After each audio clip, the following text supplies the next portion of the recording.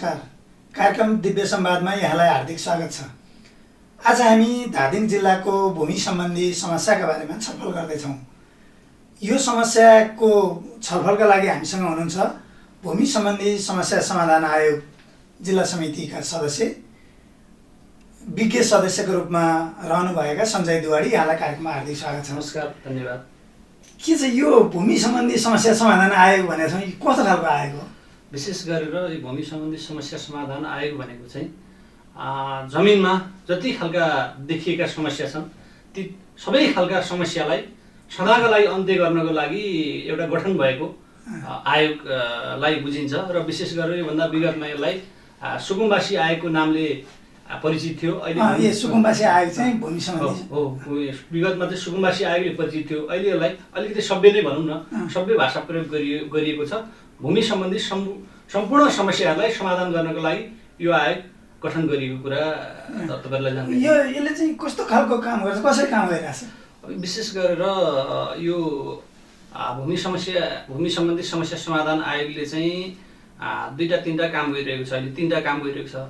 एउटा भूमिहीनहरू, दलित भूमिहीन त्यसैमा जोडिएको छ। संविधानले नै ग्यारेन्टी गरेको कुरा एउटा उत्पीडित क्षेत्रलाई चाहिँ एउटा भनौँ न एउटा विशेष एउटा वर्ग सरहको सुविधा दिने खालको चाहिँ हिसाबले चाहिँ भूमिहीन दलित भनेर एउटा वर्गलाई फोकस गरेको छ। अर्को भनेको अव्यवस्थित रूपमा जो विगतदेखिबाट अव्यवस्थित रूपमा बसोबास गर्यो तिनीहरूलाई व्यवस्थित बनाउनको लागि पनि यसले काम गरेको छ। र अर्को विशेष गरेर छुट विगतको अपुरो काम पनि भनेको छ। अपुरो काम पनि यही भूमि सम्बन्धी समस्या समाधान आयोगले नै हेर्ने भनेको छ। यो अपुरो कामभित्र चाहिँ कस्तो भने विगतमा नापी भयो, किताकाट भए र विभिन्न समयमा पूर्जा पाउनुपर्ने मान्छेले पूर्जा पाएनन्। फिल्बुकमा पनि नाम चढेको छ र विभिन्न खालका समस्याले गर्दा पूर्जा पाउनुपर्ने समयमा पनि पूर्जा पाएनन्। तिनीहरूको काम चाहिँ अस्ति 15 गते 35 दिने सूचना सकिएको छ। करिब हामीले 1000 जति त्यो खालको निवेदन प्राप्त गरिएको छ र अब त्यो काम चाहिँ फर्म लिने काम सकिएको छ। अब हामीले त्यसलाई चाहिँ एउटा प्रक्रियागत रूपमा टिप्पणी उठाएर हामी त्यसलाई अगाडि बढाउने अभियानमा छौँ, चरणमा छौँ। यो तपाईँले अहिले भर्खरै भन्नुभयो त्यो छुटेका भनौँ न अपुरा कामको त्यो एउटा समय सीमा थियो, चैतको 15 गतेसम्म तोक्नु भएको थियो। त्यो दिनसम्म केही मान्छे आउनुभयो। म 16 गते तपाईँकै कार्यालयमा गएको थिएँ। त्यहाँ जाँदाखेरि चाहिँ केही त्यस्ता मान्छेहरू थिए जसले सूचनै बल्ल बल्ल थाहा पाए र उनीहरू आए। अब जस्तो आजभोलि पनि आइरह होलान्। जसले सूचना ढिलो गरी थाहा पाए त्यस्ता मान्छेको चाहिँ अब तपाईँले काम गर्नु चाहिँ हुन्न। फेरि अब यस्तो छ, यसको विषयमा कस्तो छ भने एउटा तपाईँले उठाउनु भएको गम्भीर प्रश्नै छ। यो के कस्तो छ भने विशेष गरेर भूमि सम्बन्धी समस्या समाधान आयोगले सूचना प्रकाशित गर्यो। यो कुरा सबै स्थानीय तहहरूलाई खबर गरियो। हामी आयोगले पत्राचार गरियो, टेलिभिजन मार्फत, रेडियो मार्फत भनौँ न, विभिन्न धादिङमा सञ्चालित भएका विभिन्न रेडियोहरू मार्फत यो खालको सूचना प्रसारित गरिएको छ। र विशेष गरेर जनताको बिचमा, समस्याको बिचमा जाने कुरा चाहिँ जनप्रतिनिधिकै काम हो अथवा राष्ट्र सेवक कर्मचारीहरूकै काम हो। त्यो हुँदाखेरि यद्यपि काम गर्दै जाने सन्दर्भमा चाहिँ किनभने हामी नेपालीहरूको बानी पनि स्वाभाविक रूपमा कस्तो छ भने जे काम पनि अन्तिममा गर्ने भन्ने खालको कुरा छ। र कस्तो थियो भने तपाईँलाई 15 गते हाम्रो अन्तिम दिन थियो। 14 गते र 15 गते चाहिँ सार्वजनिक बिदा पर्थ्यो। 14 गते शनिबार पर्यो। 15 गते चाहिँ होलीको बिदा भएको कारणले गर्दा 16 गतेसम्म हामीले फर्म लियौँ। सामान्यतः सिस्टम नै के छ भने सरकारी बिदा अन्तिम दिन बिदा पर्यो, त्यसो भोलिपल्ट लिने छ। हजुरले भनेको जस्तै सबै स्थानीय तहका अध्यक्षज्यू अथवा विभिन्न जनप्रतिनिधिहरूले फोन गरिरहनु भएको छ, हाम्रो अलिअलि छुटेछ, के गर्न सकिन्छ भन्ने खालको कुरा छ। अब यसमा के छ भने हामीले सामान्यतः हामीले नै यसलाई के गर्ने भन्ने खालको कुरा भन्नुभन्दा पनि विशेष गरेर आयोग, केन्द्रको आयोगले नै यसलाई कसरी सम्बोधन गर्ने भनेर हामीले यो भूगोलमा भएका समस्यालाई जस्ताको तस्तै रूपमा आयोगमा जानकारी गराउँछौँ र ती हामीले भूमि सम्बन्धी समस्या सदाका लागि अन्त्य गर्ने भनिएका छौँ। यसमा पनि केही मान्छेहरू छुट्यो भने फेरि समस्या त कायम रहने भयो। त्यो हुँदाखेरि यसलाई कसरी सल्टाउने, यसलाई कसरी सम्बोधन गर्न सकिन्छ भनेर हामीले छलफलको चरणमा छौँ।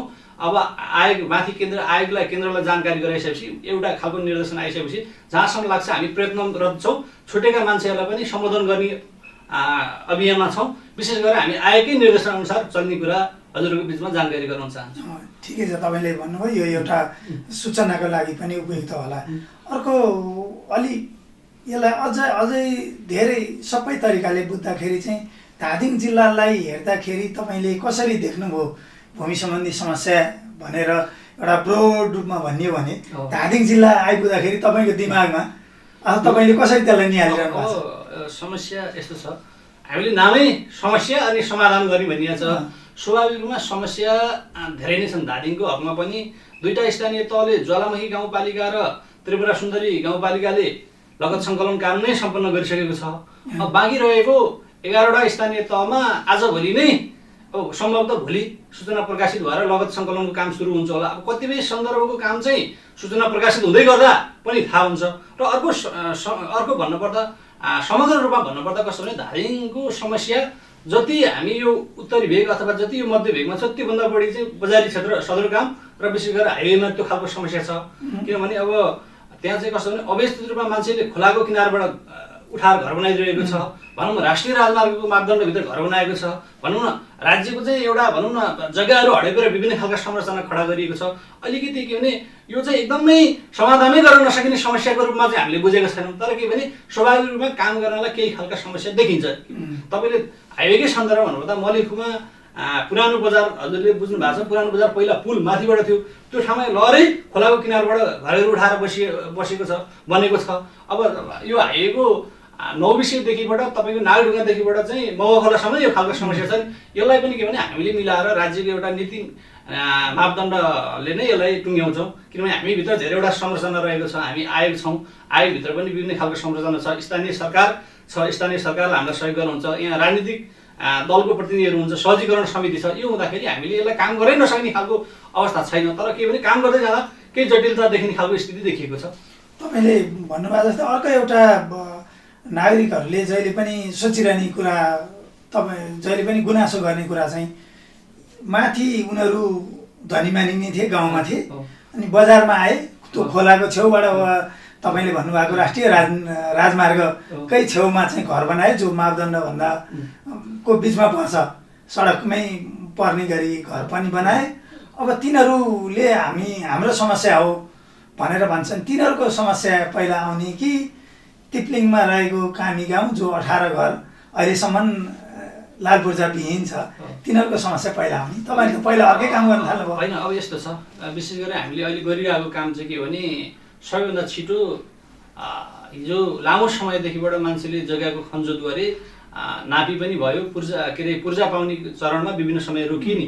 किनभने उनीहरूको चाहिँ जग्गा आफ्नै पनि हो, भूचलन पनि गरिरहेका छन्, नापी पनि भयो, किताकाट पनि भयो, तर विभिन्न समयमा पाउनुपर्ने खालका चाहिँ लालपूर्जा पाएका थिएनन्। तिनीहरूलाई पहिलो प्राथमिकता काम छ। र अब के भने अब हजुरले भनेको जस्तै के भने हाइवेकै सन्दर्भ जोडेर अथवा चाहिँ के भने धादिङको तिप्लिङको सन्दर्भ जोडेर भन्नुपर्दा के भने यो समग्रमा हामीले अब एकैपटक सूचना लगत सङ्कलन गर्दैछौँ। र के भने हामीले प्राथमिकताको आधारमा हाइवेमा छिटो अथवा तिप्लिङमा ढिलो भन्ने कुरा हुँदैन।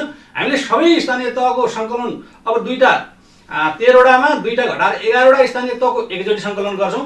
एकैचोटि 5 दिने सूचना सकिन्छ। र त्यस पछाडि हामीले विशेष गरेर यो वडामा गइसकेपछि, वडामा सङ्कलन भइसकेपछि त्यहाँ चाहिँ एउटा राजनीतिक सहजीकरण समितिको बैठक बसेर हाम्रो यति फर्म भरियो भनेर उसले गाउँपालिकालाई जानकारी गराउँछ। गाउँपालिकाले हामीलाई धादिङको 11वटा स्थानीय तह पहिला सङ्कलन भएको 2टा 13वटा स्थानीय तहले कति फर्म भर्यो, कति लाभग्राहीले अथवा कति चाहिँ समस्याको चाहिँ फर्म आयो भनेर हामीले छानबिन गर्छौँ र त्यसपछि काम गर्न सुरु हुन्छ। त्यो हुँदाखेरि हाम्रो प्राथमिकता भनेको के भने जहाँ समस्या भेगका हिसाबले हाइवे गरिन्छ अथवा तिप्लिङ भन्ने कुरा हुँदैन। हामीले समस्या पहिचान गर्दै समस्यालाई समाधान गर्दा जिल्लाभरि नै एकमुष्ट रूपमा हामीले काम अगाडि बढाउँछौँ। त्यसै गरी सहज रूपमा समाधान हुने खालको समस्यालाई हामीले एकदमै छिटो सम्पन्न गर्छौँ। जे कुरा चाहिँ के भने विगतमा मुद्दा थियो अथवा विभिन्न खालका समस्या थियो, केही खालको कुरा छ भने त्यो चाहिँ अलिक बिस्तारै क्रमिक रूपमा चाहिँ सहज सकिसकेपछि हुने खालको कुरा तपाईँको बिचमा जानकारी गराउन चाहन्छु। खास गरी यो तपाईँलाई भन्नुभएको जस्तै एउटा संरचनाको कुरा नि गर्नुभयो, त्यहाँ सहजीकरण समिति भन्नुहुन्छ, यो कसरी काम गरिरहनु भएको हुन्छ? तपाईँहरू चाहिँ जिल्ला तहमा तपाईँहरू जिल्लाको एउटा समिति छ, कस्तो खालको संरचना हो यो? अब यस्तो छ, यो भूमि सम्बन्धी समस्या समाधान आयोगको जिल्लामा चाहिँ 7 जनाको एउटा बोर्ड टिम रहेको छ। त्यसमा चाहिँ 3 जना पोलिटिकल नियुक्ति छ। 3 जना पोलिटिकल नियुक्तिमा 1 जना अध्यक्ष हुनुहुन्छ, 1 जना विज्ञ सदस्य र 1 जना सदस्य हुनुहुन्छ। त्यसमा महिला अनिवार्य 1 छ। अनि त्यसपछि के भने त्यसपछि यो पोलिटिकल निर्णय 3 जनाको भयो। अर्को हामीले स्वाभाविक रूपमा जग्गा वितरण गर्ने भइसकेपछि हाम्रो चाहिँ सरकारवाला क्षेत्र कहाँ पर्छ भन्दा नापी पर्छ। नापीको चाहिँ जिल्ला कार्यालय स्थितको प्रमुख कार्यालयको नापी कार्यालयको प्रमुख चाहिँ हाम्रो चाहिँ यसको सदस्य रहने खालको कुरा छ। अनि तपाईँको चाहिँ मालपोत स्वाभाविक रूपमा चाहिँ भोलि पूर्जा वितरण गर्नु पर्यो, मालपोतको चाहिँ प्रमुख यसको चाहिँ सदस्य रहने छ। तपाईँको वन विशेष गरेर काम गर्दै जाने सन्दर्भमा अहिले सबैभन्दा समस्या भनेको वन हो। वनसँग धेरै खालको कुराहरू बाजिने खालको स्थिति हुन्छ। त्यो हुँदाखेरि जग्गा रहेको क्षेत्र भनौँ न, समस्या रहेको क्षेत्र चाहिँ अब कति वन हो कति होइन भन्ने खालको कुरा पनि छ नि त। त्यो हुँदाखेरि हामीले एउटा टुङ्ग्याउने भोलि वनले त्यो रोक्ने खालको स्थिति भयो भने समस्या रहन सक्छ भनेर नि वैज्ञानिक रूपमै नै त्यहाँ चाहिँ वन कार्यालय प्रमुख अथवा डिएफओ भनिन्छ, उहाँ पनि सदस्य रहने। र यसमा चाहिँ हाम्रो आयोगले नै माथिबाट निर्देश गरेको छ के भने हाम्रो चाहिँ यो कार्यालय नै जिल्ला समन्वय समितिको चाहिँ कार्यालयमा रहने भन्ने हिसाबले जिल्ला समन्वय अधिकारी हाम्रो यसको सदस्य सचिवको रूपमा रहने खालको व्यवस्था यो संरचना छ। र अर्को यो जिल्ला संरचना यो रहेर अब स्थानीय तहमा चाहिँ काम गर्नलाई कसरी सहिलो बनाउने अथवा जनप्रतिनिधि निर्वाचित जनप्रतिनिधि मात्रै काम गर्न सक्छ त भन्दा समस्या रहन सक्छ। त्यहाँभित्र चाहिँ कुनै एउटा स्थानीय तहमा चाहिँ एउटा राजनीतिक दलले जितेको हुनसक्छ, कुनै अर्को ठाउँमा अर्को राजनीतिक दलले जितेको हुनसक्छ। त्यो हुँदाखेरि त्यहाँ काम गर्ने सन्दर्भमा कुनै खालका भेदभाव अथवा कुनै खालका समस्या नहुन् भनेर वैज्ञानिक रूपमा नै त्यहाँ चाहिँ एउटा सहजीकरण समिति भन्ने छ। सहजीकरण समितिको नेतृत्व चाहिँ स्थानीय तहको प्रमुख अथवा मेयर गाउँपालिका अध्यक्षले गर्नुहुन्छ भने त्यहाँ चाहिँ प्रशासकीय प्रमुख सदस्य सचिवको रूपमा रहने, उपप्रमुख त्यसमा सदस्य रहने र त्यहाँ पनि राष्ट्रिय मान्यता प्राप्त दलको प्रतिनिधि रहेको सहजीकरण समिति रहने भन्ने खालको छ। र वडा स्तरमा पनि वडा अध्यक्षको नेतृत्वमा एउटा सहजीकरण समिति बन्छ। वडा सचिव त्यसको सदस्य सचिव रहने गरी त्यहाँ चाहिँ सम्पूर्ण वडा सदस्य र राष्ट्रिय मान्यता प्राप्त दलको प्रतिनिधि नै त्यहाँ एउटा सहजीकरण रहने हुनाले सबै कुनै खालका समस्या आएमा त्यो सहजीकरण समितिले नै सल्टाउने गरी चाहिँ निर्णय गरिन्छ। र कुनै भेदभाव त्यहाँ के भने धेरैवटा संरचना रहेको हुनाले त्यहाँ चाहिँ भेदभाव हुने खालको स्थिति हामीले देखेको छैनौँ र त्यो गर्न पनि हुँदैन। किनभने यो चाहिँ हामीले जो शोषित हो, जो पीडित हो, जो वास्तवमा उसले चाहिँ वर्षौँदेखिबाट माटोमा लगानी गरेको छ, माटो चाहिँ खनजोत गरेको छ, उसले पाउनु पर्यो नि। त्यही हुनाले नै यो चाहिँ वैज्ञानिक तरिकाले नै गरेको छ भन्ने लाग्छ मलाई चाहिँ। तपाईँहरू दलबाटै मनोनित हुनुभएको, तपाईँहरूले नै आरोप लाउला नि फलाना दलको मान्छेको मात्रै दिन्छ भनेर। स्वाभाविक रूपमा हामी राजनीतिक दलको कार्यकर्ता अथवा चाहिँ कुनै एउटा पोजिसनमा भएकै कारणले नियुक्ति भएको, राजनीतिक नियुक्ति भएको त्यो कुरामा कहीँ दुविधा छैन। तर काम गर्ने सन्दर्भमा चाहिँ मैले जति दिन जति मिनट चाहिँ यो आएको काम गरिरहेको हुन्छु, मैले आफ्नो राजनीतिलाई फुकालेर बाहिर राखेको हुन्छु र त्योभन्दा पछाडि म राजनीति गर्छु नगरिनु। तर के भने काम गर्ने सन्दर्भमा हामी आयोगले कहीँ कतै राजनीतिक बासिरा देखिने खालको गतिविधि गर्ने छैनौँ। यदि त्यो खालका कुरा कुनै खालका गुनासो आयो भने हामी क्षमा याचना गर्नेछौँ र त्यस्ता खालको गतिविधि हामी गर्ने छैनौँ र गर्नु हुँदैन। यदि गरिएको पाइएमा स्पष्ट कानुन बमोजिम चाहिँ कारवाही हुने भन्ने खालको कुरा छ। त्यो हुँदाखेरि हामीमा यो खालको शङ्का नगर्नको लागि म आम जनतालाई पनि अनुरोध गर्छु। किनभने हामी फलानु राजनीतिक दलबाट चाहिँ प्रतिनिधित्व गर्ने मान्छे हो भन्ने खालको कुरा हुनसक्छ। त्यो हुँदाखेरि के भने यहाँ यो राजनीतिक दलले अथवा राजनीतिक दलका कार्यकर्ता अथवा नेता भए बापत पाउने र नपाउने भन्ने खालको हुन्छ। जो वास्तवमा चाहिँ पीडित छ, जो वास्तवमा चाहिँ समस्यारत छ, जो वास्तवमा भूमिहीन छ, जो वास्तवमा अव्यवस्थित रूपमा बसोबासी गरेको छ, नियम कानुन र राज्यमा रहेको सबै खालको चाहिँ मापदण्ड पुरा रहन्छ भने पुरा हुन्छ भने उसले जग्गा पाउँछ। उसले तपाईँहरूलाई भोट नहालेको कुनै कार्यकर्ताको समस्या रहेछ तपाईँहरू कहाँ आयो भने काम गर्नुहुन्छ? होइन, त्यो त स्वाभाविक रूपमा यो त के भने एउटा राज्यको चाहिँ सार्वजनिक पद धारण गरेपछि त्यो गर्नु मिल्दैन। होइन, यता कता चाहिँ अब निर्वाचित जनप्रतिनिधिहरू पनि विगतमा चाहिँ कुनै राजनीतिक दलबाट निर्वाचित भएको, तर के भने पूर्वाग्रह राखियो भन्ने खालको चाहिँ गुनासो चाहिँ पटक पटक हामीले सुन्दै आएका छौँ। तर के भने हामीले चाहिँ उद्घोष पनि गरेका छौँ। हामीले यो खालका कुरा हामीबाट जनप्रतिनिधिहरूले पनि गर्न हुने छैन भन्ने खालको कुरा मैले पूर्ण रूपमा विश्वास लिएको छु। हामीबाट यो कुनै खालका कुरा हुँदैन। कुनै खालका समस्या, कुनै खालका त्यस्ता गुनासाहरू कुनै खालका आयो भने हजुरहरू मिडिया हुनुहुन्छ, हामीप्रति प्रश्न तेर्साउन सक्नुहुनेछ नि। अवश्य त्यो तपाईँहरूसँग त्यो बारेमा प्रश्न आउने नै छ। हाम्रो कामै प्रश्न गर्ने नै हो।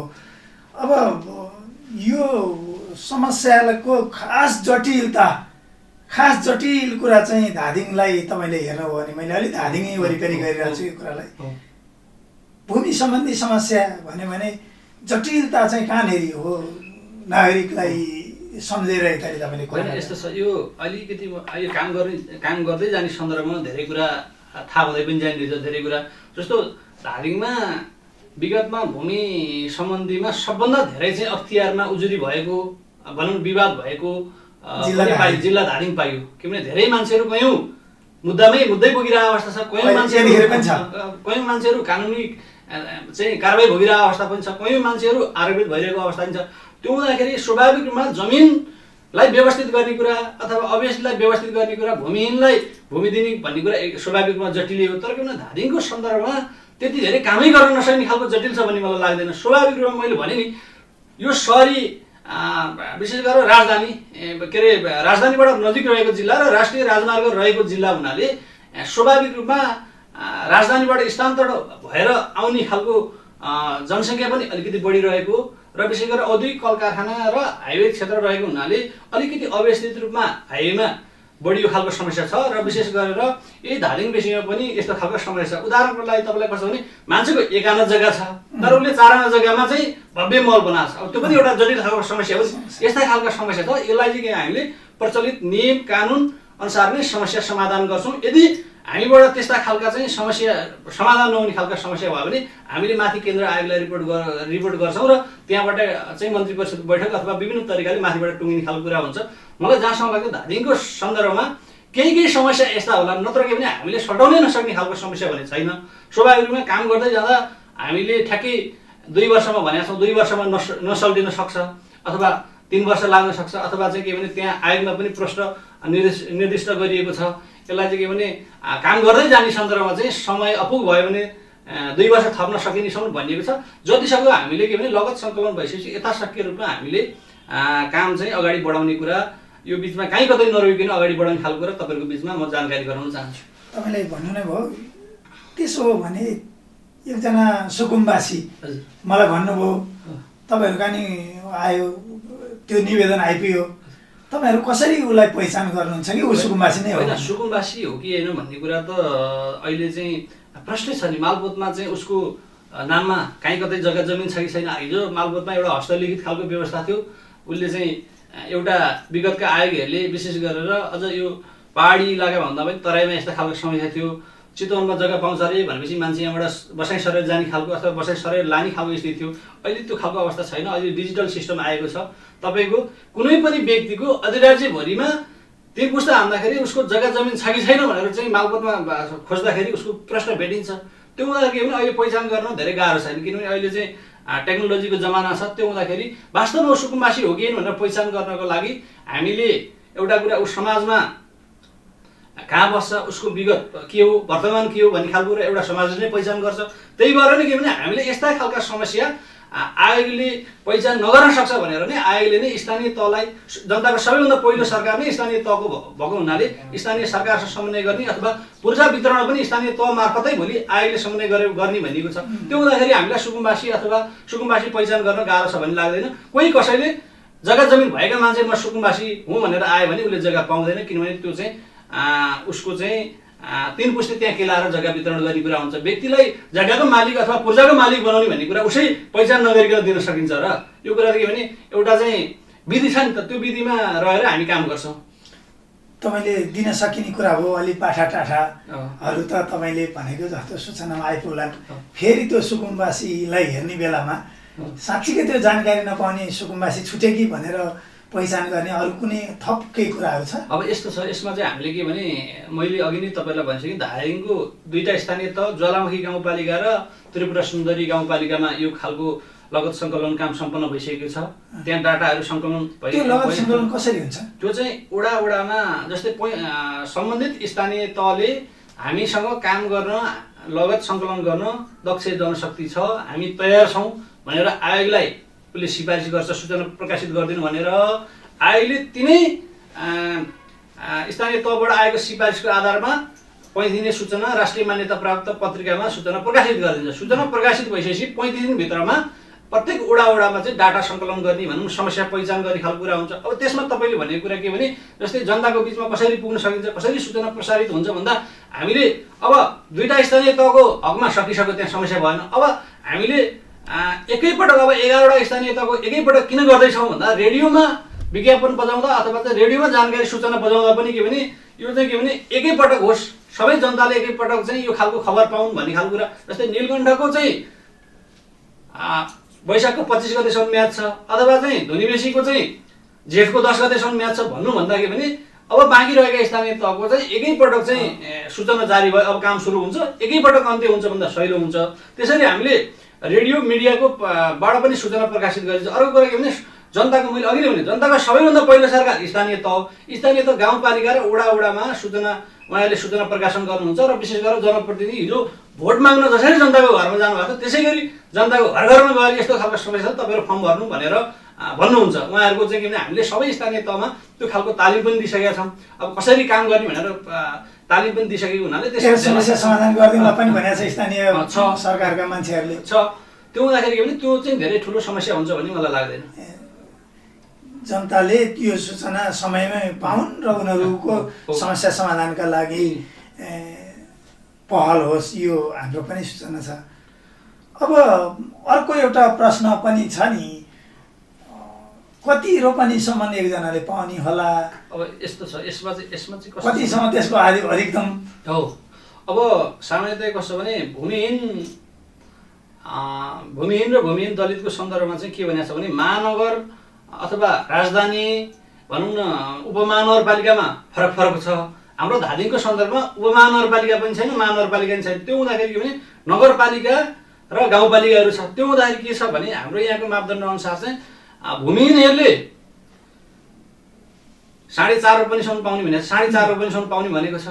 र यो चाहिँ कृषिका लागि पाउने भयो 4.5 रोपनी, र घर बनाउनको लागि चाहिँ त्यही रहेको ठाउँमा चाहिँ के भने 4 आनासम्म पाउने भनेको छ। जस्तै उदाहरणको लागि के हुन सक्यो भने जस्तै गजुरी गाउँपालिकाको चाहिँ माथि कुनै एउटा विकट ठाउँमा रहेका मान्छेले गजुरीको गाउँपालिकाको तल हाइवेमा चाहिँ उसले जग्गा खोज्न सक्छ। तर म त भूमिहीन भएँ, म चाहिँ के अरे मलाई तलै रोडमा चाहियो भन्दा पाउँछ त भन्दा पाउँदैन। सकेसम्म के हुन्छ भने सकेसम्म ऊ बसोबास गरिरहेको ठाउँमा, जस्तै भूमिहीनले पनि काहीँ न काहीँ बसोबास त गरेको छ नि त। काहीँ न काहीँ बसोबास केही मान्छे होला केही प्रतिशत होला जो चाहिँ डेरामा बस्ने अथवा काहीँ होला। तर के भने ऊ सामान्यतया ऊ बसोबास गरिरहेको छ। सम्म के भन्छ भने नहुँदाखेरि त्यही वडाभित्र, नहुँदाखेरि त्यो गाउँपालिकाभित्र, नहुँदाखेरि जिल्लामा गर्न सक्यो, जिल्लामै गर्नुपर्ने हो भने एकीकृत बस्तीको रूपमा पनि गर्न सकिने भन्ने खालको कुरा छ। विशेष गरेर त्यो चाहिँ स्थानीय तहको जनप्रतिनिधिले ठाउँ पहिचान गर्ने खालको कुरा रहन सक्छ। ठाउँ चाहिँ स्थानीय सरकारले स्थानीय सरकारले हामीलाई सहयोग गर्छौँ, हामी पनि के भने समन्वय गर्छौँ। यो स्थानीय सरकार र हाम्रो संयुक्त रूपमै यो खालको चाहिँ काम हुन्छ। बढी सके भने जस्तै धुनीबेसीको कुनै एउटा ठाउँको बारेमा हामीलाई भन्दा बढी स्थानीय सरकारलाई बढी थाहा हुन्छ। रुबी भ्यालीको कुनै एउटा सेप्टुङको कुनै एउटा टोलमा चाहिँ त्यहाँको चाहिँ भूमिका बारेमा चाहिँ हामीलाई भन्दा रुबी भ्यालीले बढी थाहा हुन्छ, त्यहाँको वडालाई थाहा हुन्छ, त्यहाँको गाउँपालिकालाई थाहा हुन्छ। त्यो हुँदाखेरि के भने गाउँपालिकाले स्थानीय तहले हामीलाई सहयोग गर्नुहुन्छ र हामीले भनेका पनि छौँ सबै स्थानीय तह पुग्दा यस्ता खालका भूमिहीन हुँदाखेरि तपाईँहरू ठाउँ पहिचान गर्नुहोस्, उहाँहरूलाई कहाँ राख्ने। अब अव्यवस्थितमा बसोबासी गरेका छ तर जोखिमयुक्त बस्ती छ, मानौँ न कहीँ कतै पहिरो लाग्ने ठाउँमा छ अथवा बाढी लाग्ने ठाउँमा छ भने तिनीहरूलाई पनि स्थानान्तरण गर्न सकिने भन्ने छ। त्यसको पनि ठाउँ पहिचान गर्नुहोस् भनेर हामीले स्पष्ट रूपमा हामीले सबै स्थानीय तहलाई यो खालको कुरा जानकारी गराएको छौँ। यो अर्को चाहिँ कृषि कर्म संलग्न भूमिहीन दलित सुकुम्बासीहरूलाई चाहिँ कृषि कर्मका लागि जग्गा उपलब्ध गराउने भनेको छ। यो चाहिँ थप कुरा हो कि त्यही होइन? त्यहीभित्र यस्तो छ, विशेष गरेर के छ भने यो कुरामा तपाईँलाई जानकारी गरौँ। कृषि भूमिहीनलाई कृषि गर्नको लागि जग्गा दिने भने हो। जस्तै मानौँ न एउटा भूमिहीन भयो, उसले चाहिँ 4 रोपनी जग्गा पाउने बित्तिकै उसले फेरि त्यहाँ उद्योग सञ्चालन अथवा कोही कसैलाई दिन सक्ने पनि त्यो हुँदाखेरि के भने ऊ भूमिहीन सनाका लागि अन्त्य होस् भनेर उसलाई के भने उसलाई चाहिँ त्यो कृषि कर्मको लागि गर्नको लागि मात्रै भनेर भनिएको छ कि। किनभने एउटा भूमिहीनले 4.5 रोपनी जग्गा पाउँछ उदाहरणको लागि, अनि उसले चाहिँ फेरि त्यहाँ उद्योग धन्दा अथवा चक्लाबन्दी गरेर फेरि घडेरी रूपमा बेच्न सक्छ नि। त्यो हुँदाखेरि कृषि प्रयोजनलाई दिएको भूमिलाई त्यहाँ उद्योग धन्दा अथवा अन्य कुनै खालको चाहिँ संरचना खडा गर्न पाइन्छ, त्यो चाहिँ विशेषतः कृषि नै गर्नुपर्ने छ भनेर चाहिँ स्पष्ट रूपमा तोकिएको छ।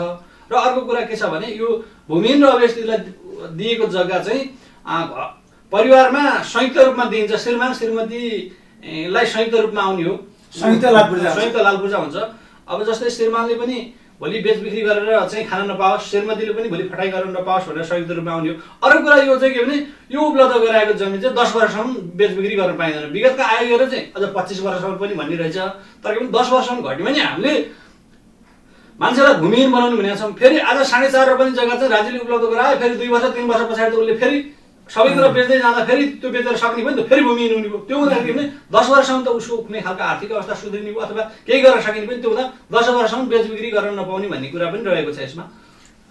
धन्यवाद। अर्को यो उनीहरूको जग्गा जसरी पाउँछन्, उनीहरूले उपलब्ध हुन्छ, त्यो जग्गालाई प्रयोग गर्ने चाहिँ उद्योग चलाउन खोज्यो भने त्यसो मिलेन। त्यो कृषि घडेरी मिलेन। घडेरी त्यहाँ त स्पष्ट रूपमा भनेको छ नि, अव्यवस्थितको हकमा चाहिँ उसले कर तिरेर पाउने हो। अव्यवस्थितले चाहिँ के भने अव्यवस्थितले व्यवस्थित आफ्नो जग्गाहरूलाई उसको नम्बरी जग्गा धेरै पनि हुनसक्छ, अरू पनि हुनसक्छ नि। तर एउटा अव्यवस्थित परिवारले बढीमा 9.5 रुपैयाँसम्म पाउने भनिन्छ। फेरि 9.5 रुपैयाँ पनि कस्तो भने पाहाडको हकमा जग्गाको हद छ, तपाईँलाई थाहा छँदैछ।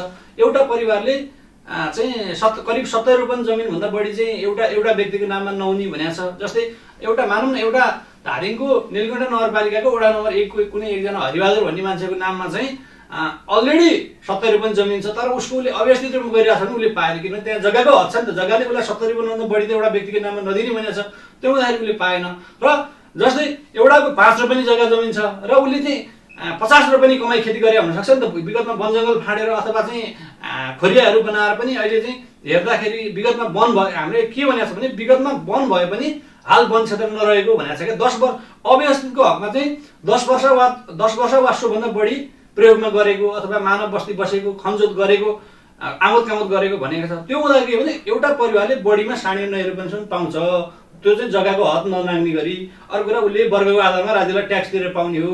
र अब जस्तै मान्छेलाई के लाग्छ भने 9.5 रुपैयाँ पाउँछु भन्दा 2 रुपैयाँ गरिरहेको छु, अरू 7.5 रुपैयाँ कहाँ पाउँछु भन्ने खालको कुरा हुन्छ। त्यो बढीमा भनेको छ क्या।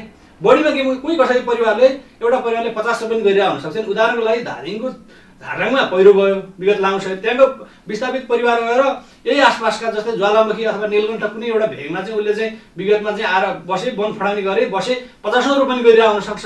त्यो हुँदाखेरि के भने एउटा परिवारले 50 रुपैयाँ पाउँछ त भन्दा पाउँदैन, उसले बढीमा 9.5 रुपैयाँ पाउने हो। जस्तै कोही कसैले अव्यवस्थित रूपमा 1 रुपैयाँ छ भने उसले 1 रुपैयाँ पाउने हो भनेको बढीमा जग्गाको हद पनि नाग्नु भएर 70 रुपैयाँ हद पनि नाग्नु भने बढीमा एउटा परिवारले 9.5 रुपैयाँसम्म जग्गा उपलब्ध गराउँछ अव्यवस्थित रूपमा आयोगले। र यसलाई पनि उसको वर्गको आधारमा राज्यलाई ट्याक्स तिरेर उसले पाउने हो। यो तपाईँले भन्नुभएको जस्तै यो कुरा गरिरहँदा चाहिँ साँच्चीको भूमिहीन र अहिले जग्गा भइरहेका पनि 20-30 रुपैयाँ भइरहेछन् भने पनि अर्को 30 रुपैयाँ थप्न, के अरे 19 रुपैयाँसम्म त थप्नु पाउनु भयो नि तपाईँको भनाइमा। त्यसो हुँदा चाहिँ साहुहरूलाई अलिक बढी प्राथमिकता दिए हो कि भन्ने आरोप छ नि। त्यो त यस्तो छ। त्यो चाहिँ के भने जस्तै मान्नुहोस् कि एउटा व्यक्तिले तपाईँले चाहिँ 20 रुपैयाँ जग्गा तपाईँको आफ्नो नम्बरी जग्गा छ, अर्को 20 रुपैयाँ जग्गा चाहिँ भौचलन गरिरहनु भएको छ भने त्यो त उसैले सधैँ भौचलन त उसै गरेर फोकट लालै गरिरहेको छ नि त। राज्यलाई 1 रुपैयाँ पनि ट्याक्स दिइरहेन। जस्तै तपाईँले गरेको एक्स्ट्रा 20 रुपैयाँ जग्गा चाहिँ कोही कसैले दाबी गरेर त्यहाँ सरकारी भवन बन्ने खालको स्थिति छ त छैन। त्यो भइसकेपछि के भने झन् राज्यलाई के भने करको दायरामा ल्याउनु खोजेको। उसले के भने धनीमानी मान्छेले वर्ग भनेको छ नि, त्यहाँ वर्गको आधारमा ट्याक्स दिने भनेको छ। 8% देखिबाट 200%सम्म ट्याक्स दिने भनेको छ। त्यो हुँदा के भने धनी ऊ जति धनी हो उसको वर्ग त्यति माथि हुने भएर उसले राज्यलाई त्यति बढी ट्याक्स तिरेर जग्गा किनिने हो कि भने यहाँ चाहिँ अव्यवस्थित रूपमा चाहिँ बसोबासी गर्ने मान्छेहरूले के भने निःशुल्क रूपमा पाउने होइन नि त। उसले जग्गा किन्यो, राज्यसँग किन्यो, उसको वर्ग जति छ उसको वर्ग माथि छ भने उसले बढी ट्याक्स तिरेर परेको, उसको वर्ग तल छ भने 8% तिरेर पाउने भयो। थोरै रुपैयाँ छ भने कतिसम्मले 200% तिर्न पर्छ। अब यस्तो छ, यसको हकमा चाहिँ के छ भने सामान्यतया जस्तै उदाहरणको लागि हाम्रो हाइवे अथवा यही धादिङको सदरमुकाममा कस्तो रहन सक्छ भने मैले अघि नै पनि भने एक आना जग्गा छ तर उसले 4 आनामा भव्य मल बनाएको छ। उसको त्यो मलको चाहिँ 5 करोड पर्न सक्ने हुनसक्छ। के भने उसको जग्गा त के भने 1 आना मात्रै छ, बाँकी 3 आना त उसले ओइलानी अथवा चाहिँ सरकारी जग्गामा भवन बनायो नि त। भोलि राज्यले मूल्याङ्कन गर्दा उदाहरणको लागि त्यो जग्गाको चाहिँ 20 लाख आना मूल्याङ्कन भयो भने त्यो चाहिँ के भने उसले 200% तिर्नु पर्यो भने 3 आनाको 20 यहाँ 60 लाख पर्यो र त्यसको 200% भनेको 1 करोड 20 लाख हुने भयो। भनेको एउटा व्यक्तिले भव्य मल भित्रिनको लागि 200% अथवा 1 करोड 20 लाख राज्यलाई तिर्नु पर्यो। त्यो हुँदाखेरि के भने यो चाहिँ के भने दुईटा फाइदा हो। व्यक्तिले पनि आफ्नो पुँजीको स्वामित्वमा, आफ्नो जमिन स्वामित्वमा ल्याउनु पाउने। अर्को कुरा राज्यको पनि आम्दानीको कुरा छ नि त यहाँ त। किनभने राज्यलाई उसले ट्याक्स नदिँदा पनि अलरेडी त घर त उसले बनाइरहेको छ, चलन गरिरहेको छ नि त। त्यो फोकटलाले गरिरहेको छ नि त। उसले त त्यो मागिरहेका 3 आनाको त ट्याक्स तिरेन किनभने त्यो त भालबन्दमा रेकर्ड छैन। त्यो हुँदाखेरि के भने यसलाई व्यवस्थित बनाउने भनेको यही हो। यसलाई राज्य करको दायरामा ल्याउने कुरा हो। दुईले पक्षलाई फाइदा छ। जनतालाई पनि आफ्नो स्वामित्वमा आउने खालको कुरा भएपछि भोलि उसले 10 वर्ष पछाडि बेच बिक्री गर्ने खालको कुरा, अन्य प्रयोजनमा गर्न सक्ने खालको कुरा भयो, बैङ्कमा लोन लिन सक्ने खालका कुरा भयो। अर्को कुरा के भने राज्यलाई पनि के भने फोकटलाल मान्छेले चाहिँ उपभोग गरिरहेको छ त। जस्तै एउटा परिवारले 20 रुपैयाँ जग्गा चाहिँ फोकटलाल रूपमा उपभोग गरिरहेको छ भने अर्को राज्यको कुनै संरचना गरेर संरचना गरेर उसले उपयोग गरिरहेको जग्गामा चाहिँ भवन अथवा काहीँ केही बनाउन सक्छ र सक्दैन, किनभने उसको त त्यो जग्गा मेरो भन्छ। त्यो हुँदाखेरि उसले फोडलार गरिरहेको थियो। त्यो हुँदाखेरि के भने यो चाहिँ राज्यले उसलाई कर लिनको लागि उसलाई स्वामित्व गर्ने भनेको यो राम्रो कुरा हो। यो दुवै पक्षलाई फाइदा छ, राज्यलाई पनि फाइदा छ, व्यक्तिलाई पनि फाइदा छ। अर्को कुरा के छ भने यो कुराले के फाइदा हुन्छ भने विशेष गरेर जनप्रतिनिधिहरूलाई नै सहिलो हुन्छ। जस्तै तपाईँलाई गाउँघरमा उसले चाहिँ पर्खाल लागेको हुन्छ, जग्गा जमिन 20औँ रोपनी जग्गा चाहिँ 30औँ रोपनी जग्गा चाहिँ यो पर्खालभित्र मेरो भन्छ, त्यो सोरानी मेरो भन्छ।